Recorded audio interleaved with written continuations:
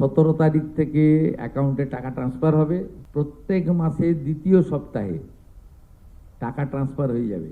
17 August থেকে আমরা 3000 টাকা করে ভেরিফাইড লোকেদেরকে, মহিলাদেরকে অ্যাকাউন্টে পাঠাবো। মিথ্যা তথ্য যারা দিচ্ছেন তাদের বিরুদ্ধেও আইনগত ব্যবস্থা হবে।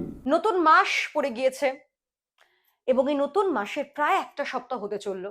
আমি জানি অনেকে এর মধ্যে একটা শঙ্কা, সবাই বারবার করে ফোন দেখছেন যে এসএমএস ঢুকেছে কিনা।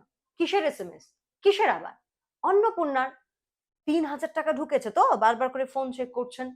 আর অনেকে ভাবছেন, যা এক সপ্তাহ হতে চললো এখনো 3000 টাকা ঢুকলো না, তাহলে কি এবারে অন্নপূর্ণার টাকা আর পাওয়া যাবে না?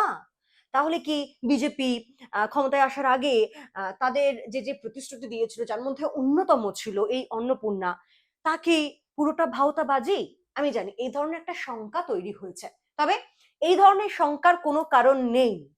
না, কোনো কিছুই ভাওতাবাজি নয়।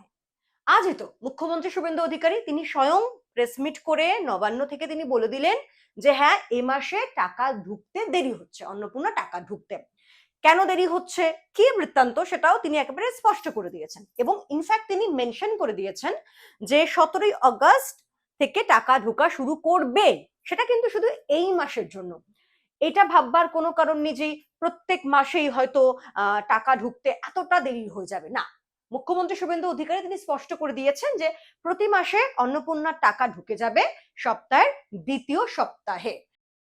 17 তারিখ থেকে অ্যাকাউন্টে টাকা ট্রান্সফার হবে। আর এটা কেবলমাত্র এই মাসে হয়ে যাবে। পরের মাসে থেকে বিজেপি সরকার যতদিন থাকবে প্রত্যেক মাসে দ্বিতীয় সপ্তাহে টাকা ট্রান্সফার হয়ে যাবে।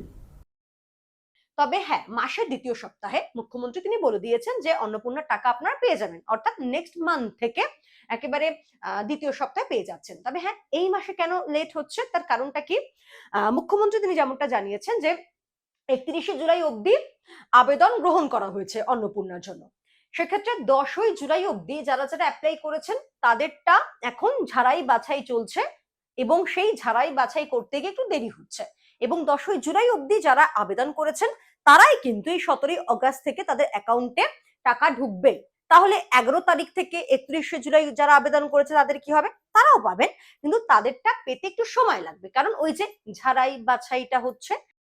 আমরা এই মাসের 17 আগস্ট থেকে আমরা 3000 টাকা করে ভেরিফাইড লোকেদেরকে, মহিলাদেরকে অ্যাকাউন্টে পাঠাবো। এবং কারা কারা বিবেচিত হবেন সম্পূর্ণ ক্রাইটেরিয়া 10 তারিখ সোমবার বলে দেবো। কারণ দেখুন, এই জিনিসটা তো স্পষ্ট যে এর আগে তৃণমূল জমানায় আমরা কি দেখেছি, যে লক্ষ্মীর ভান্ডারের টাকা এমন অনেকে পেয়েছেন যাদের হয়তো সেটা দরকারই নেই, যাদের বাড়িতে হয়তো অনেকে সরকারি চাকরি করেন, যাদের বাড়িতে হয়তো তারা ট্যাক্স পে করেন, তাদের বাড়ি গাড়ি কি নেই, তারাও পেয়েছেন।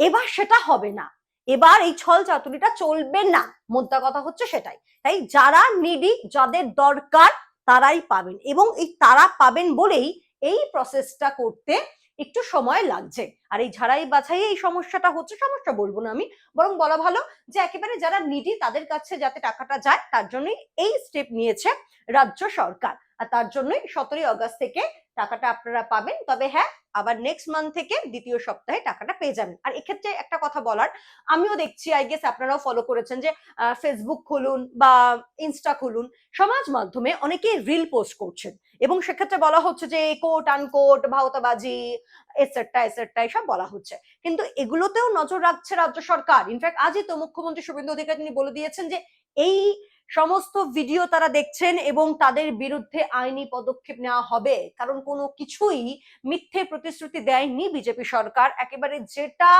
দরকার, যতটা দরকার সেটাই করছে এই সরকার। তাই যারা মানুষকে ভুল পথে চালিত করার চেষ্টা করছে এই রিল দিয়ে, এই রিলবাজি দিয়ে, তাদের এখনই সাবধান হয়ে যেতে বলবো, না হলে বিপদ আছে।